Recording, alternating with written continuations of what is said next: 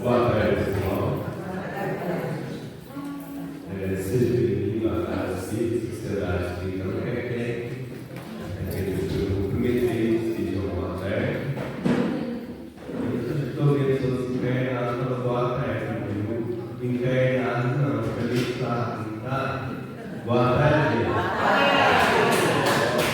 Aí, Oliveira, gostei, viu? É isso aí. Então vamos, nessa tarde de sábado, com o nosso amigo Dr. Marcos Alberto, e juiz de Direito da cidade de Belo Horizonte. E estamos aqui nessa tarde para fazer uma palestra para nós, né? E é uma bênção esteja aqui, trazendo vocês também aqui na Casa Espírita, porque aqui sempre falo que o Orfandade Espiritual e o Hospital de Almas, e sempre que a gente está aqui, de alguma forma, de outros bons espíritos já nos providenciou alguém para nos ajudar a trabalhar justamente a nossa mente, os nossos corpos, né? Também trabalhando conosco. Assim que a gente adentra nessa casa, essa vibração espiritual, incansavelmente chega até nós, de uma forma ou de outra, que isso seja uma bênção para nós, certo? E para nós coleções dessa noite de hoje, e a equipe espiritual possa iluminar aí, justamente com o seu leitura espiritual, essa noite possa estar passando para nós essa palestra, aliás, essa tarde, essa palestra, que a gente possa estar aqui com essa sintonia. Queria pedir nosso amigo divino para fazer a prece para a gente que faz parte da nossa diretoria da ANA. Eu queria fazer a prece nessa tarde. Boa noite, pessoal. Boa tarde. Todo mundo respondeu.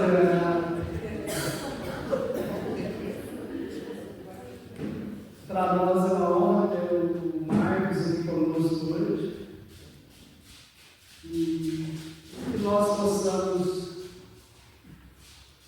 estar receptivos para o estudo que ele vai fazer, que nós possamos estar receptivos para levantar, não só para levantar, mas para caminhar, para andar, que é o título do estudo dele. Que a espiritualidade maior possa intuir, possa dirigir sobre ele essas luzes, para ele ministrar esses ensinamentos para nós nessa tarde. E que possamos nós, aqui encarnados e desencarnados, que aqui estamos, sair dessa casa de nações melhores que chegamos. Absorvemos os ensinamentos, as palavras, não só com os ouvidos do corpo físico, mas com os ouvidos da alma e do coração. Que assim seja.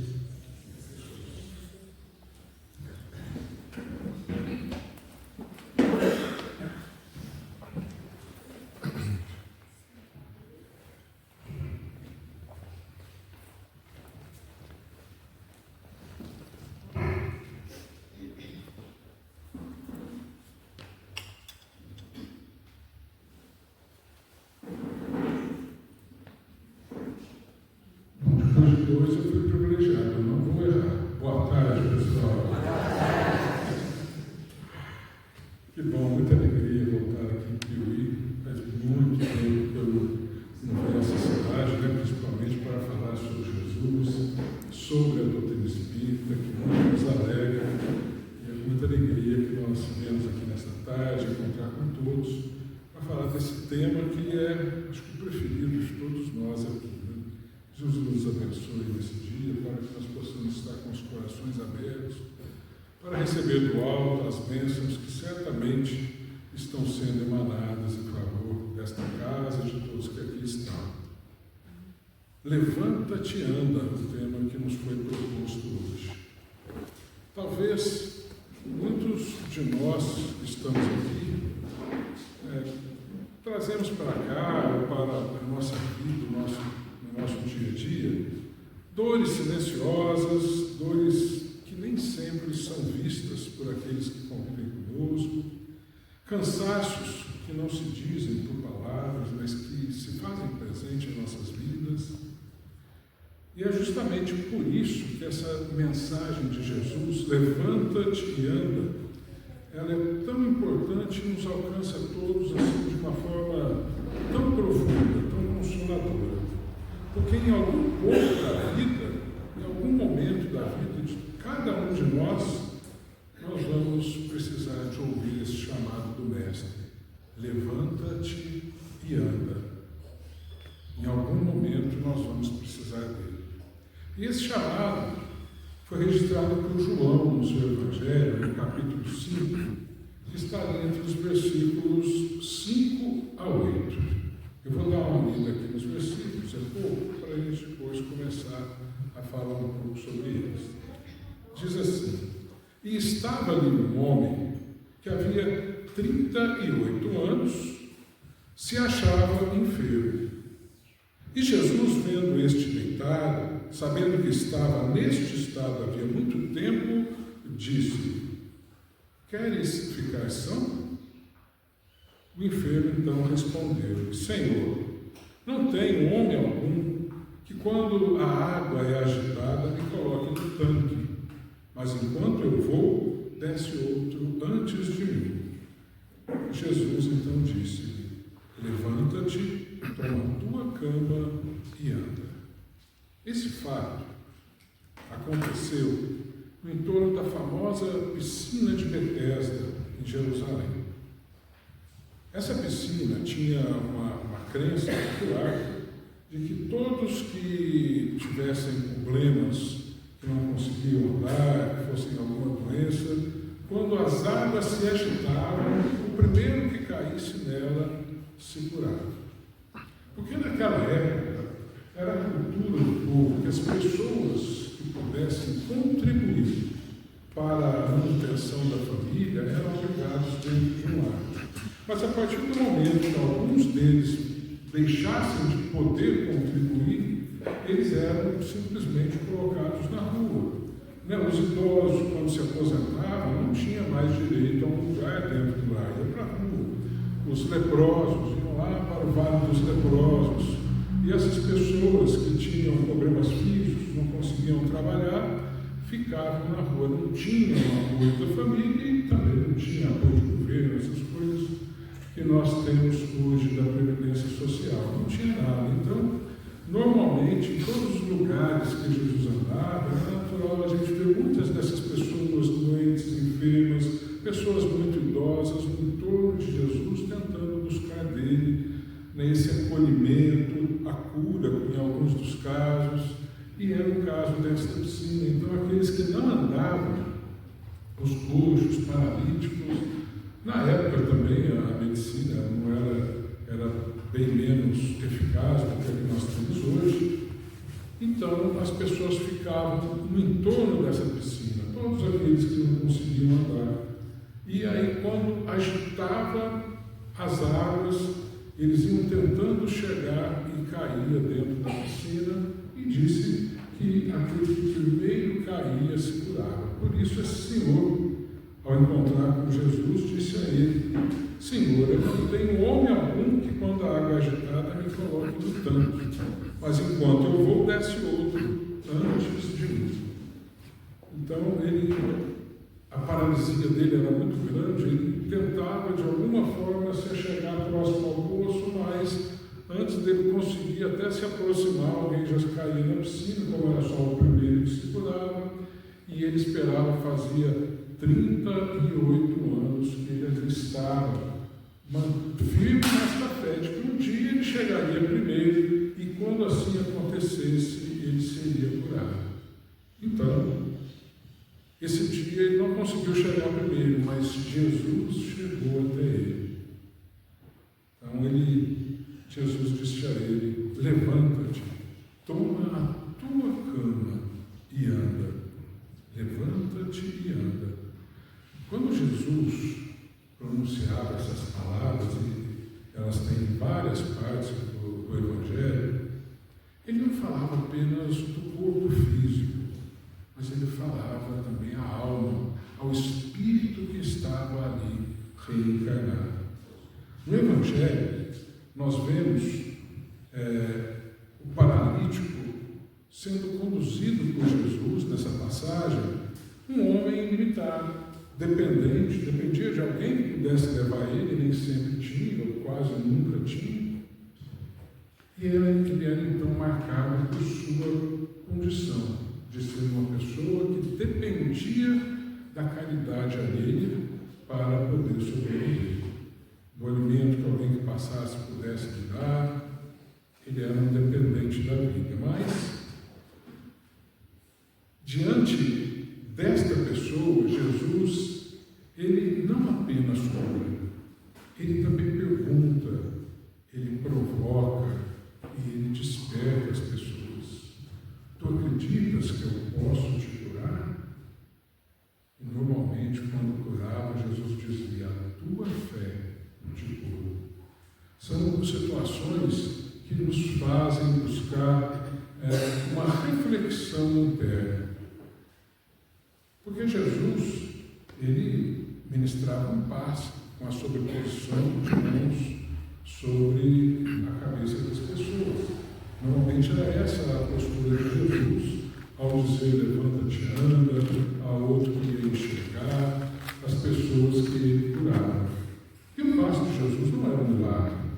O passe de Jesus funcionava exatamente como o passe que hoje nós ministramos e recebemos nas casas espíritas e em outras igrejas aí, de outras formas. E como que ele funciona? A pessoa, o médium, o passista, ele recebe da espiritualidade o fluido, e esse fluido, quando o paciente, que ele vai receber o passe, está sentado ali, se ele estiver em sintonia com a espiritualidade maior, porque se a pessoa sentar e não se colocar receptivo, ele não vai receber nada. Ele sentar, vai receber o passo, começa a pensar no boleto, na conta que tem que pagar amanhã, no problema que teve em casa, que hora que vai chegar no trabalho, ele não estará receptivo e certamente nada irá receber. Mas se ele ficar receptivo ao benefício do passe, como que isso vai, de alguma forma, acontecer quando ele tiver uma enfermidade a ser curada? O passe, a gente sabe que é espiritual, então a espiritualidade passa através do chakra coronário do médium, e o médium passa por si, onde esse chakra ele se intensifica com o fluido vital do médium e é direcionado para aquele paciente que está ali. O passe normal normalmente vai no coronário, no alto da cabeça. Quando é um passo de cura mais especializado, os médiuns estudam e direcionam de outra forma. Mas o coronário é um chakra que tem, entre outras funções, a função de direcionar esta energia para os demais chakras do corpo e da forma de acordo com a necessidade de cada um. Por isso que o passo normal é dado sobre o chakra coronário, ele faz a recepção dessa energia positiva. Uma vez recebida essa energia positiva e direcionada, ela age lá no perispírito. Lá no perispírito, ela vai promover a cura no chamado duplo etéreo, estudado por André Luiz, estudado pelo autor espiritual Sérgio. O duplo etéreo o corpo é uma cópia do duplo etéreo. A gente fala ao contrário, mas na realidade o nosso corpo é uma cópia do duplo etéreo. Então ali tem todos os órgãos que nós temos no corpo físico também. Então se a pessoa está com problema no estômago, lá no duplo etéreo ele vai ter também. Então através do perispírito, essa energia é direcionada ali para no caso, o chakra, não é o plexo, nossa, acabou sumindo aqui, mas é o chakra responsável por todo o sistema digestivo, é pastor que ele quer pregar. E aí vai atuar ali no duplo eterno e no perispírito. E a cura, primeiro, se promove ali da seguinte forma, substituindo células enfermas por células sadias. A partir daí, o perispírito, quando ele estiver mais saudável, ele começa a irradiar uma energia positiva, mais saudável agora para o corpo físico, e assim, no corpo físico vai ter a mesma coisa, vai se substituir células enfermas por células saudáveis até se completar a cura. Bom, nós fazemos isso em sessões de curas. Né? Jesus fazia isso instantaneamente, porque ele era Jesus. E por ser Jesus, ele conhecia a manipulação, a técnica, a ciência de direcionar toda essa energia para que pudesse promover a cura instantaneamente. Mas o procedimento é o mesmo, então não é um milagre, é um procedimento que respeita a lei divina. Então, isso que Jesus fazia. Mas, se o paciente não tiver em sintonia com aquilo, não tem Jesus que irá curá-lo. Por isso que Jesus sempre dizia: a tua fé te curou. Porque se a pessoa não acreditasse, se ela não se colocasse disponível para receber a energia que vem do alto e seu benefício, ela simplesmente iria refletir aquela energia e aquela energia não seria capaz de curar. Mas Jesus, ele não veio apenas para curar corpos, ele veio para curar as almas. Na tarefa de Jesus, ele curou alguns corpos, porque isso era necessário para que nós pudéssemos, a humanidade daquela época, pudéssemos reconhecer como Jesus, como mestre. A gente lembra aqui no início, lá da doutrina espírita também, os fenômenos de ordem material foram aqueles que os espíritos falaram: nós estamos aqui. Então são mesas girantes, tem o fenômeno de Heidesville, para que os espíritos pudessem nos chamar a atenção, porque se eles viessem, uma pessoa pegasse uma caneta na mão e começasse a escrever, ninguém ia acreditar que aquilo fosse algo vindo de uma espiritualidade que eles sequer conheciam a existência. Então, os fenômenos físicos foram necessários a determinado momento. As primeiras escritas usavam aquelas cestinhas com canetas amarradas, as primeiras comunicações eram mesas que pegava um alfabeto escrito, elas iam empurrando uma letra aqui, outra ali, que ia formando. Enfim, era necessário que tivesse esse fenômeno de efeitos físicos para que nós pudéssemos conhecer. Hoje a gente não tem mais notícia de nenhuma mesa que gira, né? Porque talvez até nós espíritos não saímos correndo. O negócio que é esse. Mas naquele momento foi necessário para que tudo que nós temos hoje pudesse ser uma realidade entre nós. Bom, então Jesus, ele curava corpos, mas não era esse o grande objetivo. O grande objetivo do Mestre era despertar as almas para a sua lei de amor, para que nós pudéssemos curar o espírito que é imortal, e não o homem que estava ali passando por uma trajetória durante 80, 100 anos de vida, e que muitas vezes, ou sempre, a enfermidade faz parte da sua trajetória, de uma prova que ele tem que passar, faz parte de uma expiação necessária em razão da lei de causa e efeito por coisas que ele realizou lá atrás. Então Jesus esteve entre nós para despertar almas. Então hoje a gente não se preocupa mais com a cura de Jesus, a gente se preocupa com a mensagem e com os exemplos que ele nos deixou para que, como espíritos imortais que somos, pudéssemos dar continuidade à nossa existência vivenciando aquela lei de amor que ele nos ensinou. Que não é fácil, mas ele veio consolador, veio a doutrina espírita, nos dá mais alguns passos, nos ensina a lei de caridade, e aí nós damos um passo para frente, um para trás, aí um dia a gente dá 2 passos e não volta, e assim nós vamos caminhando em direção daquilo que nos ensinou o Mestre Jesus. Porque a pior paralisia é a espiritual. Quantas pessoas têm um corpo saudável, mas ficam presos no desânimo, na mágoa, na culpa, nos sentimentos de revolta diante de uma situação ruim que a vida lhe mostrou, lhe apresentou, no egoísmo. Muitas vezes, para esta pessoa, o corpo pode até estar livre, mas o espírito ainda assim permanece preso.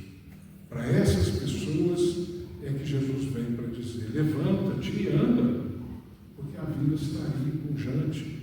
A felicidade está lá na frente da caminhada de todos nós. Hoje nós temos o GPS aqui, né? Coloca no GPS lá Jesus e vamos seguir esse caminho, porque é esse caminho que vai garantir a conquista da felicidade de cada um de nós. A pessoa pode até caminhar assim fisicamente, mas está imobilizada nos seus sentimentos. Está presa numa mágoa, está presa num sentimento de culpa. E a doutrina espírita ela vem justamente para nos esclarecer que essas condições elas decorrem no estágio evolutivo que nós estamos passando agora. Kardec nos colocou, né, didaticamente falando, a ordem das casas, das moradas da casa do Pai. Então nós temos planetas primitivos, expiação de provas, regeneração e assim vai indo são vários. Nosso planeta está nesse segundo degrauzinho, planeta de expiação de provas. E agora tentando dar um salto para um planeta em regeneração. Então, nós estamos no início da nossa jornada evolutiva enquanto espíritos. E nesse início nós temos que compreender que as pessoas que convivem conosco, na família, no lar, no trabalho, na casa espírita, na sociedade de um modo geral, elas também estão no planeta de provas e expiações dos espíritos ainda perfeitos. São espíritos que estão tentando aceitar, estão caminhando, mas na sua caminhada, mais dia, menos dia, vai dar um passo errado e vai pisar no nosso pé, vai nos machucar de alguma forma, vai nos ferir ou de alguma forma nos ofender. Então nós temos que ter essa compreensão, porque nós também estamos nesse mesmo estágio evolutivo, como pessoas reencarnadas num planeta de expiação e provas. Nós estamos ainda sujeitos ao erro. Por mais que tentamos acertar, por mais que tentamos caminhar, na sua trajetória, quando ele logo que conheceu Jesus, Paulo de Tarso dizia assim: o mal que eu não quero fazer, eu faço. E o bem que eu não quero, esse eu não faço. Porque a proposta de fazer uma transformação interior, inicialmente é uma proposta, é um projeto de vida. E nós não vamos um dia dormir como Saulo de Tarso e acordar como Paulo de Tarso. Isso é um processo. E o nosso processo, se Paulo de Tarso conseguiu fazer essa sua jornada em uma reencarnação, pelo que o Evangelho nos anuncia, a grande maioria de nós precisa de repetir reencarnações, pós-reencarnações, mas estamos no caminho. E todos nós fomos criados por Deus enquanto espíritos imortais, e todos nós somos destinados à conquista da felicidade. Uns vai demorar um pouco mais para chegar, outros vão demorar menos, vão chegar mais rapidamente. E aí quem tem mais pressa procura ter Jesus como modelo mais rapidamente. Mas mesmo assim, a gente vai acabar tropeçando aqui, dando uma paralisada ali, e isso não pode ser motivo para que a gente entre nessa paralisia, imobilização dos nossos sentimentos. Temos que levantar, né? Levanta, sacode a poeira e vamos dar a volta por cima, porque nós estamos aqui construindo a nossa felicidade. E a verdadeira cura, ela não começa no corpo, ela começa em uma decisão. Quando nós decidimos seguir Jesus, quando nós decidimos pela reforma íntima que Kardec nos conclamou. E sabendo que isso é um processo, Porque ele mesmo nos disse, os verdadeiros espíritas não são conhecidos entre as pessoas perfeitas, porque essas ainda não existem em nosso planeta. São conhecidos entre aquelas que se esforçam cotidianamente para vencer as suas más inclinações. Então, é um passinho por dia, uma proposta. Quando eu vou fazer aquela reflexão que Santo Agostinho tanto nos ensinou, no final de cada dia, puxa, hoje eu errei lá, pisei na bola do Sr. João e ele deve estar magoado comigo. Aí eu faço uma oração por ele, faço uma proposta de que amanhã eu vou fazer diferente, amanhã eu vou fazer melhor, e amanhã eu tento, e aí eu consigo, e assim eu vou caminhando. É esta a jornada evolutiva que nós precisamos ter. Mas há pessoas que andam, pessoas que trabalham, que falam, mas permanecem ainda paralisadas, profundamente paralisadas por dentro, na busca desse crescimento espiritual tão necessário para nós. Porque outras pessoas que a gente vê na caminhada, que enfrentam até limitações físicas, tem problemas sérios no físico ou na enfermidade. Nosso Chico comentou com a Regina, a vida toda, mas caminham com leveza, caminham com fé e distribuem amor por onde caminham. Então, a limitação física, a enfermidade, a dificuldade, seja qualquer outra que se apresentar na nossa vida, não é razão para que a gente, a partir de aí, paralise a nossa busca de seguir Jesus como mestre que vai nos auxiliar na nossa caminhada. A gente vê que Jesus nos faz um chamado, um convite à ação. Levanta-te. Ele não impõe, é apenas um convite. O levantar, no entanto, exige uma decisão de cada um de nós. Levanta. Quando Jesus nos diz, levanta-te,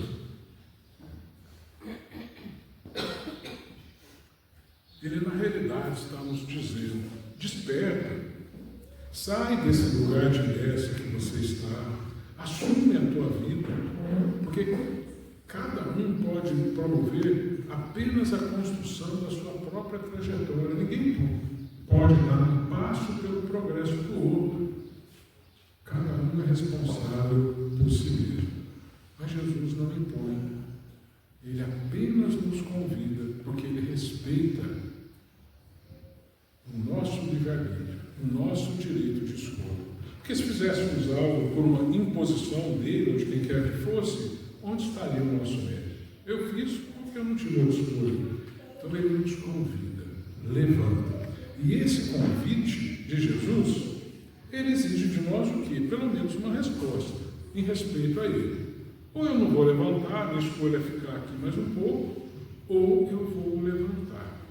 Quando a nossa resposta é sim a esse convite, aí os bons espíritos estão aí para nos auxiliar. Porque existe uma lei simples e muito profunda. O auxílio chega. E ele chega quando a criatura decide se mover. O maior exemplo que nós temos disso está no livro Nosso Lar. O primeiro capítulo do livro Nosso Lar, creio que todos aqui conhecem, se não viram, é uma história muito conhecida. No primeiro capítulo, a partir do desencarne da Luiz vai para o umbral. E lá permanece 8 anos. 8 anos, segundo a narrativa dele próprio, de muito sofrimento. Ele sofre perseguições, ele narra espíritos todos deformados que o perseguem, ele não sabe onde está, para onde ir, ele não tem ideia do que está acontecendo com ele. A única coisa que ele chega a ter ideia, que ele demonstra ter ideia, é que ele havia falecido. Depois de 8 anos, chega o tempo em que ele se cansa de sofrer. Ele se cansa daquela situação. E mesmo ele que não tinha, enquanto encarnado, uma cultura religiosa, ele cai de joelhos e aí sim ele faz uma sentida oração. E naquele exato momento, Clarencio aparece ao lado dele e socorre André Luiz e leva para a colônia espiritual no nosso lar, lá na colônia no hospital, onde ele é internado, recebe tratamento, e aí vem toda a história de toda a obra que André Luiz nos dá. Mas André Luiz estava ali, eu tenho descobrido depois pela mãe, na sua trajetória ali na colônia espiritual, que durante todos esses 8 anos que estava ali, ele estava sendo acompanhado. Durante esses 8 anos que estava ali, a colônia espiritual mantinha André Luiz ali, para ver o momento em que ele abrisse a sintonia para receber as bênçãos do alto. E no exato momento em que ele faz uma oração, nesse exato momento ele é socorrido. Porque se você não se predispõe a receber o benefício, não tem como. E Deus, Ele sempre, perenemente está nos auxiliando. Não existe lugar no universo em que deixaremos de estar sob a proteção do nosso Criador, do nosso Pai. Portanto, basta a gente abrirmos para receber as bênçãos do alto, que nós então vamos receber no mesmo exato momento. Porque André Luiz não é um ser privilegiado da criação. Ele é mais famoso que nós. Talvez esteja nos graus, nos passos na frente na nossa jornada evolutiva. Mas ele é o Filho de Deus, assim como nós também somos. Não basta entrarmos em oração e teremos ajuda em todos os momentos. Porque o ensino evangélico que se aplica aqui é: ajuda-te, que o céu te ajudará. Batei e abrir-se-vos a porta. Primeiro, é nós que temos que bater, nós que temos que nos ajudar. A espiritualidade vem no nosso socorro. O auxílio está presente para todos nós. Ele está aí, ele existe. Porém, depende da disposição de cada um de nós. A transformação começa no nosso pensamento. Tirar coisas ruins, sentimentos negativos, desejos ruins com relação aos outros, pensar em coisas boas, começar a colocar na nossa vida cenas de felicidade, de amor, em todos os momentos, seja no celular, seja na televisão. Nós temos que selecionar aquilo que está motivando a nossa caminhada. Isso faz parte da nossa escolha. Então, o levantar-se, ele é uma atitude íntima de cada um. O convite Jesus põe para todos nós.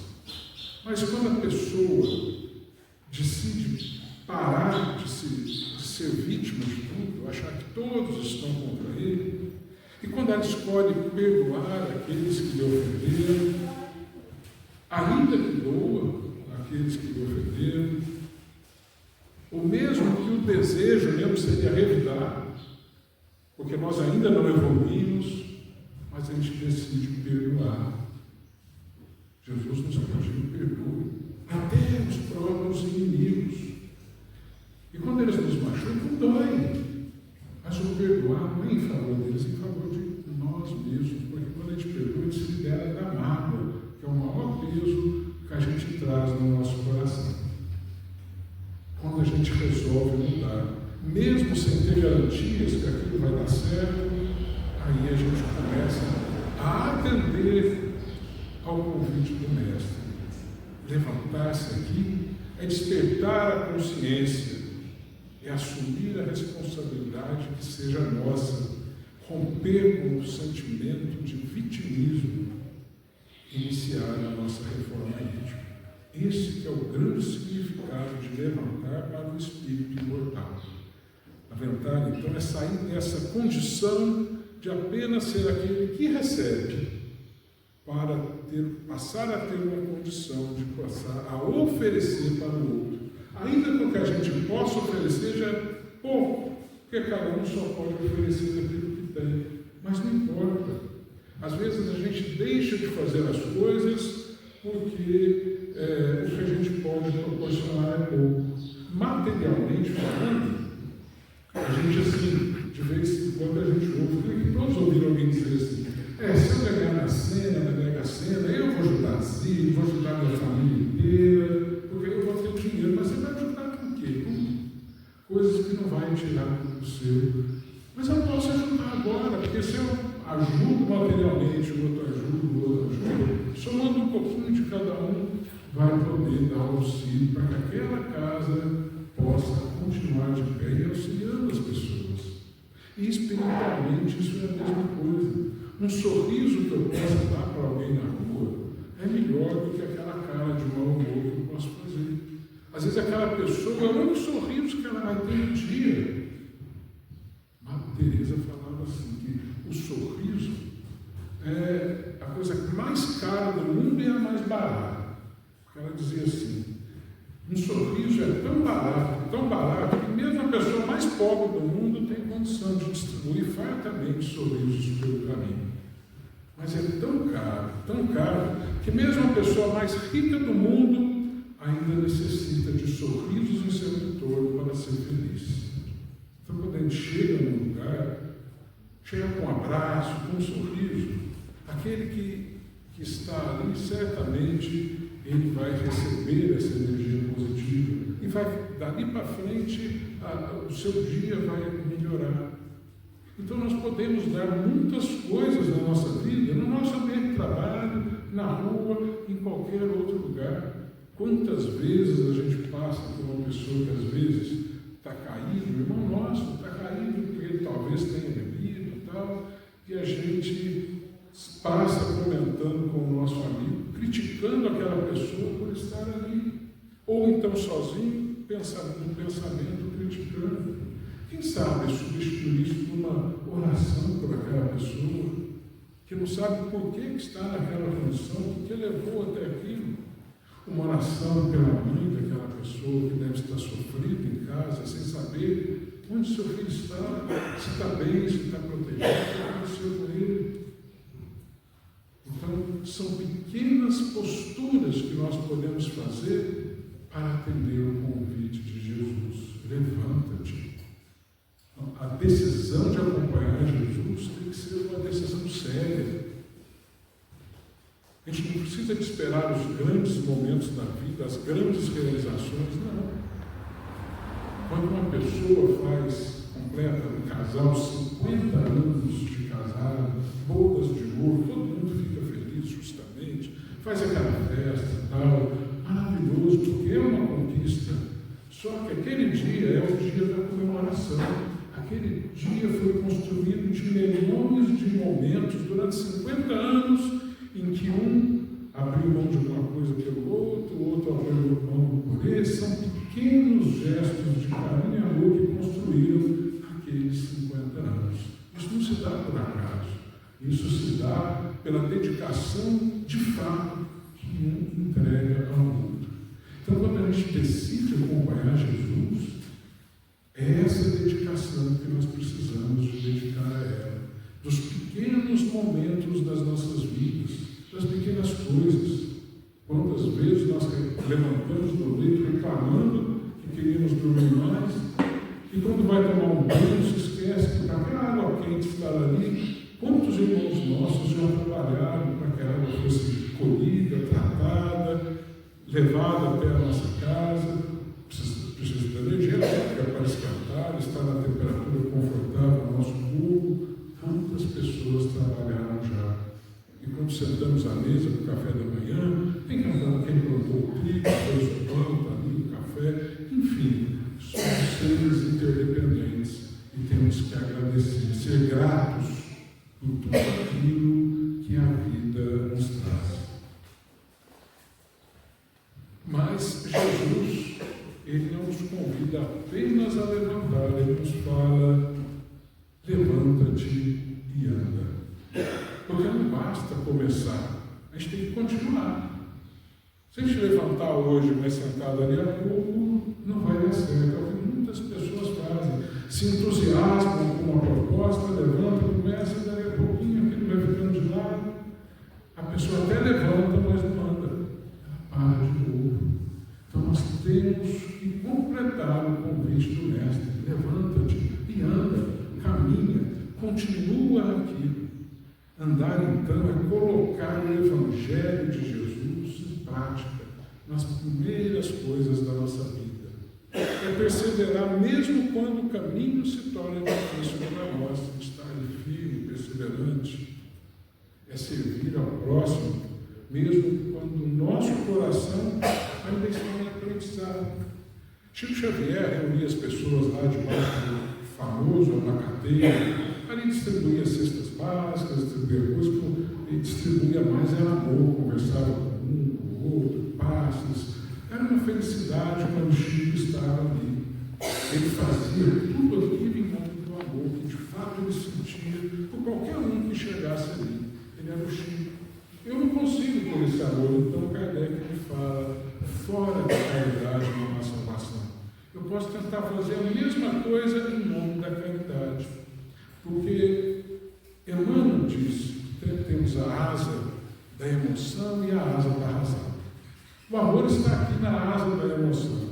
Quantas vezes nós já ouvimos que é necessário amar o próximo como a nós mesmos? Não nessa reencarnação de tantas e tantas outras, porque todas as religiões que nós conhecemos, por essa ou por outras palavras, nos convidam a amar o próximo como a nós mesmos. E, no entanto, quando a gente vê uma pessoa do outro lado da rua que nunca vimos, ela está próxima a nós ainda não amamos, é fato. Então nós temos uma caminhada para buscar. Como se busca essa caminhada? A caridade através da caridade. Pela caridade eu faço tudo aquilo que eu faria pelo amor, pela caridade. Eu vou lá buscar a pessoa, se ela tem necessidade de uma cesta básica, eu entro na tarefa da casa espírita e levo a cesta básica, faço uma oração por ela. Eu amo aquela pessoa, eu faço em nome da caridade. A caridade eu faço em nome da razão, porque é a caridade que vai nos salvar. A caridade é um instrumento da lei divina que vai nos ensinar a amar, assim como Jesus nos pediu.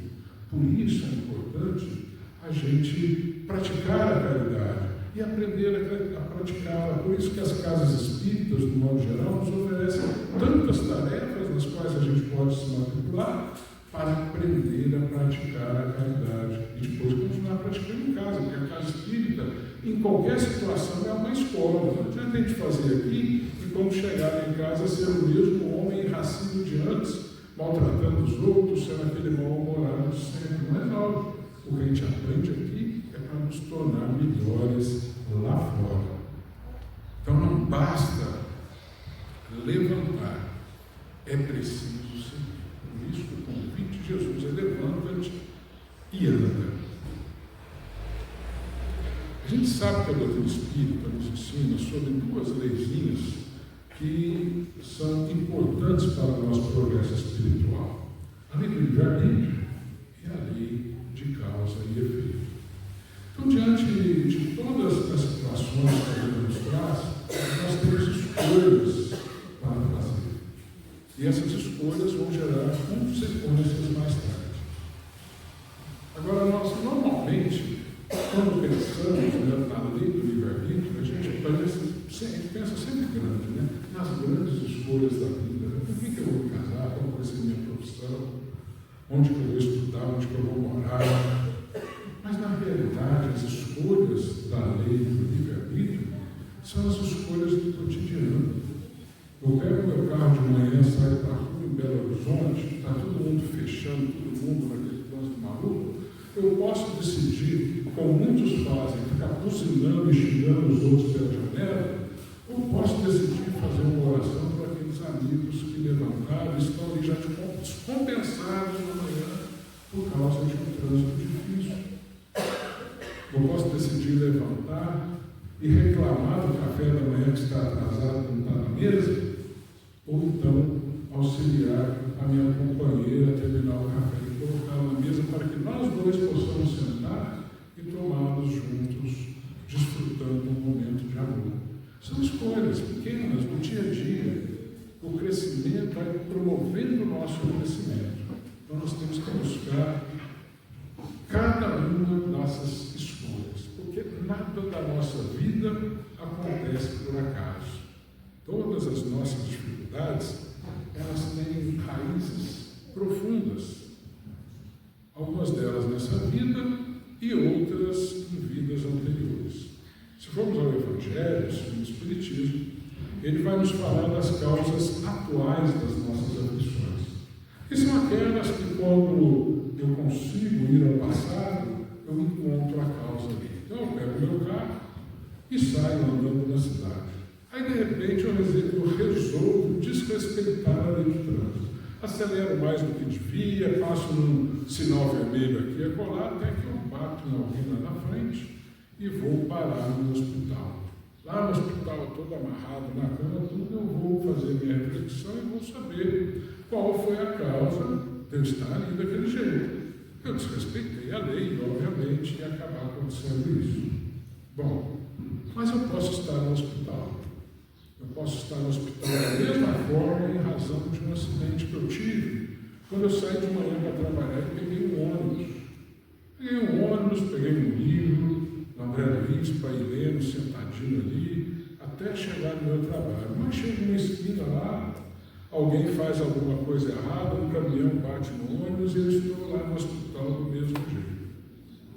Qual é a causa de eu estar indo naquele hospital, nos ensina a doutrina espírita? É porque o motorista do ônibus errou? Ou foi o motorista do caminhão? De forma alguma. A causa de eu estar ali, naquela condição, naquele hospital, se eu não encontrei nos meus próprios atos desta vida, eles estarão na vida anterior. Mas certamente serão nos meus atos que eu vou encontrar. Até porque muitos outros passageiros daquele mesmo ônibus que estavam ali naquele mesmo acidente, uns tiveram pequenos arranhões, outros não tiveram nada, foram para casa, outros até passaram no hospital, mas no dia seguinte já saíram e eu estou ali. Então, não existe situação que a vida nos traga, boa na nossa concepção ou ruim na nossa concepção. Não existe situação que não tenha causa nas nossas escolhas desta ou de vida passada. Só nós podemos dar causas àquilo que a vida traz para nós. E todas as coisas que a vida traz para nós estão a serviço da construção da nossa felicidade. Mesmo que aquele ônibus bateu e que me deixa lá no hospital todo amarrado. Eu estou ali resgatando um débito, tendo um tempo para refletir, coisa que eu não fiz em vida passada, para poder acertar a minha conduta, acertar o meu passo na caminhada e cumprir aquilo que Jesus me falou. Levanta-te e anda. Anda pelo caminho correto, anda pelo caminho certo. Isso não significa punição, significa oportunidade. Porque a dor, quando bem compreendida, ela se transforma nesse instrumento de conhecimento. E a prova, quando bem-vinda e bem vivida, ela se transforma em evolução para o espírito, que vai agora aprender aquilo que deixou de aprender atrás, que fez com que ele tivesse escolhas equivocadas no seu caminho. Então a vida, ela não é injusta para nenhum de nós. Há causas anteriores das nossas aflições e tudo o que estas causas nos trazem, elas têm uma finalidade educativa para nós. E quando é de vidas anteriores, normalmente são escolhas feitas por nós mesmos. Antes de reencarnar no mundo espiritual, nós fazemos um programa de vida e escolhemos que em determinado momento da vida, se até ali eu não tivesse aprendido tal coisa, eu deveria passar por uma situação difícil. Óbvio que não é tão assim, eu vou estar no ônibus e vem um caminhão e bate nele. Não, mas de alguma forma eu teria que passar por aqui. E aí a espiritualidade vai cumprir esse projeto de acordo com as possibilidades que a vida dá. Eu estou lá em consequência de uma escolha minha lá no passado. Dificuldades, elas não são castigos, são oportunidades de crescimento. Nós temos que aprender a transformar a dor em instrumento de aprendizado para nós. Quando a gente fazer isso, a dor acaba sendo mais fácil de ser vivida, até que a gente já nem se lembra mais dela. Tem uma situação interessante que a gente pode ver. Quando tem aquela pessoa na família que fica sentada sempre naquele lugarzinho mal-humorada, que todo mundo passa fechada, e quando abre a boca sempre para reclamar desse, daquele outro, ou reclama porque está chovendo, ou reclama porque fez sol, reclama pelo frio, reclama pelo calor, reclama de tudo. E aí, normalmente, as pessoas da família, aquela pessoa tem o poder de afastar todo mundo da família, ninguém quer se aproximar. Se um dia você começa a ver aquela pessoa da família como um cristão e atender ao chamado de Jesus, do levanta e anda, você começa a envolver aquela pessoa com oração, começa a falar coisas boas para ela, ainda que ela te venha com respostas mal-humoradas, e aí vai indo hoje, amanhã, daqui a um dia lá na frente você fala, nossa, fulano melhorou, não é mais aquele velho ranzinza de antes, né? E se você for ver objetivamente, não melhorou nada, o que melhorou é o seu visual com relação a ele. Porque cada um só cuida de si. Quando você resolve mudar, você transforma a vida, porque você transforma como você recebe dele aquela palavra melhorada. Quando você dava sintonia com aquilo, você batia com aquilo, aquilo te fazia sofrer, te incomodava. Quando você resolve acolher aquilo com amor, aquilo não te incomoda mais. E você consegue fazer a sua parte cristã naquilo que a vida te colocou ali diante de um familiar. Estamos reencarnados sob o mesmo teto para cuidar uns dos outros. Essa é a primeira missão que nós recebemos na nossa reencarnação. Então a cura na visão espírita, ela ganha um outro significado. Nunca será a cura do corpo, porque o corpo às vezes precisa daquela enfermidade ainda, nós ainda necessitamos para aprender. O próprio Jesus, ele não curou a todos que procuraram até ele, ele curou alguns. Por que não curou os outros? Porque os outros não dependiam de vivenciar aquela dor por mais um tempo para o próprio bem da evolução espiritual de cada um. Mas sempre a cura é a cura da alma. Então, quando nós mudamos nossos pensamentos, mudamos nossos sentimentos, as nossas atitudes, quando nós harmonizamos nossas energias, essa harmonia repercute em todo o nosso ser, porque aí a cura passa a ser integral. Nós harmonizamos a nossa mente, a mente harmoniza o nosso espírito e o espírito harmoniza o nosso corpo. Alguma possível enfermidade no corpo já não vai mais incomodar tanto quanto nos incomodava antes. Ninguém nunca viu o Chico reclamar da angina que lhe acompanhou durante a vida. Ninguém viu ele, porque ele harmonizava-se com aquilo e simplesmente vivia os seus dias. Então, nesse sentido, quando a gente começa a ter uma proposta, uma melhora espiritual, aquilo já é cura em nossas vidas. Tem uma passagem do Evangelho, quando Natanael, filho de Elias, que estava há mais de 20 anos paralítico, finalmente ele fora apresentado por Jesus em Cafarnaum, naquela salinha simples da casa de Simão Pedro, pescador, ali às margens do Tiberíades, próximo ao mar da Galileia. A brisa leve do oceano tocava e Jesus estava ali, era um dia de cura. E como a gente sabe onde Jesus estava, no Evangelho sempre tinha uma multidão no entorno. Não tinha muita gente no entorno, não conseguiram levar o Natanael na radiola, desceram ele por cima do telhado da casa para que ele pudesse ser apresentado a Jesus.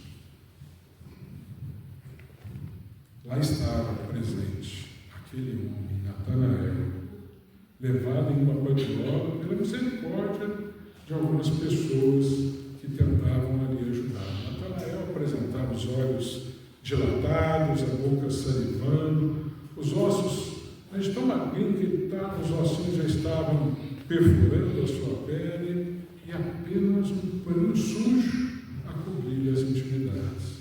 Natanael, ele não se continha em si, de tanta ansiedade de estar junto de Jesus.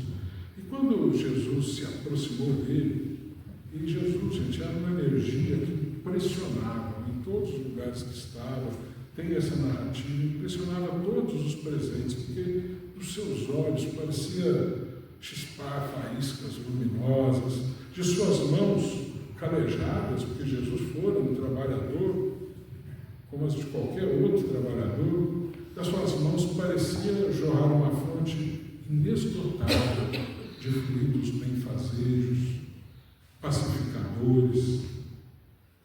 Sua fronte era larga, os cabelos caídos aos ombros, à moda nazarena, e aquela paz imperturbável, mesmo diante de qualquer situação. Então Jesus, diante de todo o burburinho da turba ali que estava no entorno, querendo chegar até ele se concentrou diante de Natanael, como se fora adentrar na intimidade daquele homem que estava ali. Médico de almas, que é Jesus, logo coletou seus sentimentos, coletou seus pensamentos, e aí Jesus se ajoelhou para conseguir falar baixinho no ouvido de Natanael. Então ele pergunta: Natanael, filho de Elias, tu crês que eu possa te curar? Ao leigo, essa palavra cura, eu posso te curar, pode até apresentar-se como uma superficialidade de voltar a andar, mas vale muito mais. Mesmo para Natanael, que estava ali, vale muito mais, porque o paralítico, ele tinha muito pouco ou nada a oferecer. Ele dependia dos outros, até para estar ali, ele dependeu da caridade dos outros. Ele era um recebedor da misericórdia alheia. E a cura que Jesus poderia proporcionar naquele momento seria a bendita oportunidade de mudar para o outro lado dessa história. A cura capacitaria Natanael a deixar de ser um recebedor e passar a ser um auxiliador, ajudar o próximo. Tratadas, portanto, de muito mais do que voltar a andar. Isso era muito pouco. Era um convite a Natanael para se tornar um colaborador da obra cristã no decorrer de seu caminho. Então, quando Jesus pergunta a Natanael, filho de Elias, tu crês que eu possa te curar? Natanael derrama umas lágrimas e diz: eu creio, Senhor. Então, diante daquele homem raquítico aí na frente dele, Jesus, a tua fé te curou, levanta-te e anda. A cura pode representar a mudança da vida de cada um de nós. E em cada momento da vida, Jesus está perguntando a cada um de nós: você crê que eu possa te curar? E lá no fundo, quando pudermos responder, eu creio, Senhor, então Ele poderá nos dizer: a tua fé te curou, e nós vamos começar a ser colaboradores da obra do Cristo. De dependente, vamos ser colaboradores. De recebedor, passaremos a ser servidores. Essa é a proposta do Mestre. Um grande exército de trabalhadores a serviço da sua obra. Porque esse é o exército de Jesus. Um exército que trabalha pelo amor e com amor. Um exército que está aprendendo a amar dia por dia para o crescimento daquele reino que Ele nos anunciou. E quando nós conseguimos trazer isso para as nossas vidas, a gente passa a perceber algo muito importante. Quanto tempo nós paralisamos a busca da nossa construção interior? Há quanto tempo estamos sendo paralíticos diante das dificuldades que a vida nos apresenta? às vezes esperando que algo aconteça, que alguém tome alguma decisão, ali, paralisados, nos desafios familiares, nas relações difíceis, nas convivências que nos ferem, e permanecemos naquele ritmo de espera de que algo vai mudar. Ali, nesse momento em que nós estamos, também Jesus nos convida: você crê que eu possa te doar? Falando ao nosso espírito. E a nossa resposta tem que sair do coração. E se a gente conseguir falar assim, com certeza vamos ouvir o Mestre nos dizer: a tua fé te curou, levanta-te e anda. E onde existe convivência, existe responsabilidade uns para com os outros. O outro que nos desafia não é o erro da vida, mas é uma oportunidade de aprendizado. Não é por acaso que nós convivemos no seio daquela família, com aquela equipe de trabalho, com aquele grupo de sociedade. Ninguém está no local errado. A cegonha, o melhor GPS do mundo, ela não coloca ninguém no endereço errado. Todos nós chegamos no lugar certo. Muitas vezes, diante das dificuldades, nós somos sim tentados a parar. Parar na revolta, às vezes na mágoa que fere, no orgulho, no egoísmo. Mas a gente precisa se lembrar todos os dias: ninguém consola estando revoltado. Então, se eu continuar alimentando a mágoa, se eu continuar alimentando a revolta, como eu vou querer consolar alguém na tarefa? Então, nós temos que perdoar, para que a mágoa vai, para que a revolta se esvaia e que nós possamos, de fato, se transformar em trabalhadores do Mestre, sair dessa redoma, agir e agir como Jesus o faria.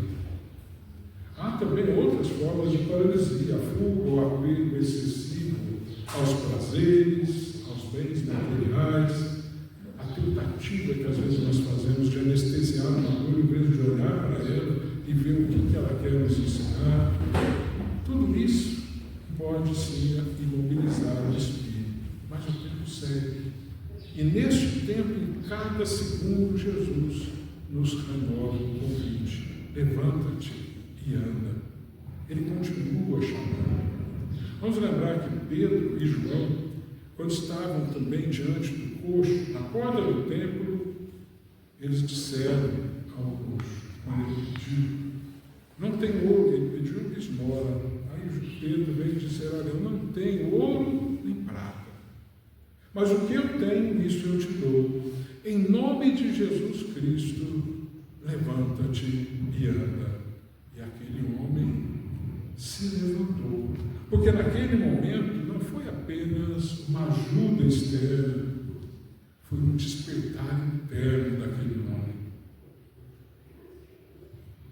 Então, essa é a pergunta que fica para cada um de nós hoje: em que área da minha vida eu ainda estou paralisado? O que eu preciso deixar para conseguir me levantar? Qual é o primeiro passo que eu posso dar hoje? Retomando o episódio de Pedro, não havia ouro, mas o que havia era fé e autoridade moral. Pedro também não era um ser privilegiado da criação. Assim como Pedro, nós também podemos replicar o convite de Jesus ao consolar alguém, ao atender alguém: levanta-te e anda, mas com fé. O que transforma a cada um de nós é o contato com Jesus. O amparo espiritual sempre existe, mas pede que nós tenhamos essa sintonia com esse amparo.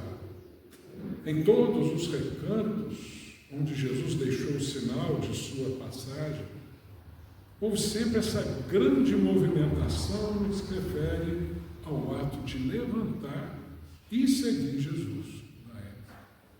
André, Pedro, João, Tiago foram convidados por Jesus quando estavam lá tecendo as suas redes, deixaram as redes de lado, levantaram e seguiram o Mestre.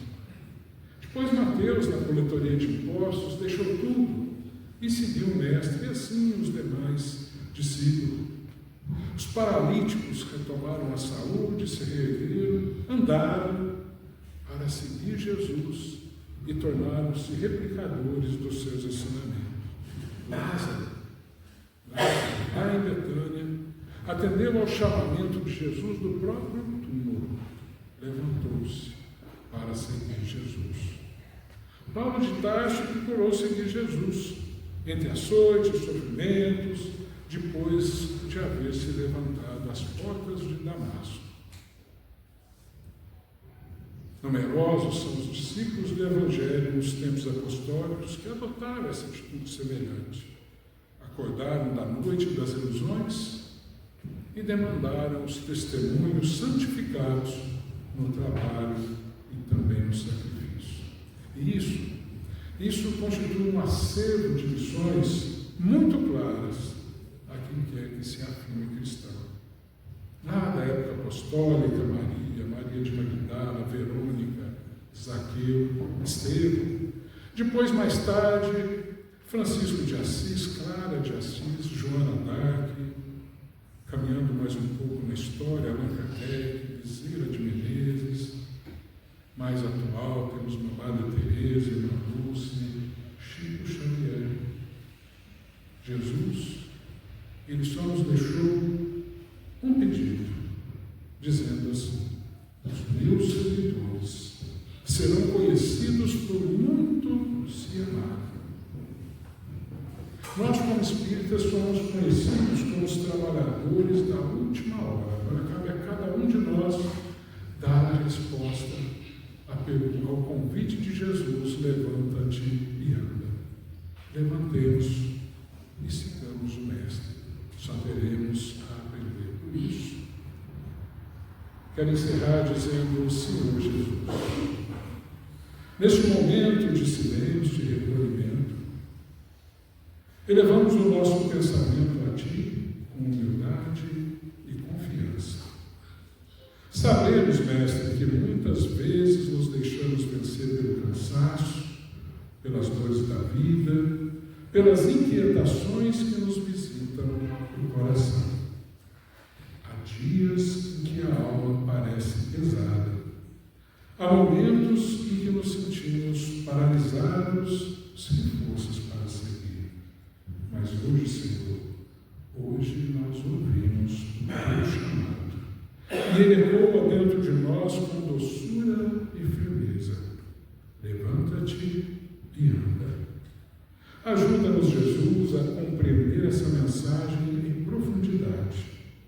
Ensina-nos a levantar o desânimo, a sair da sombra da tristeza, a romper com as correntes invisíveis que nós mesmos criamos.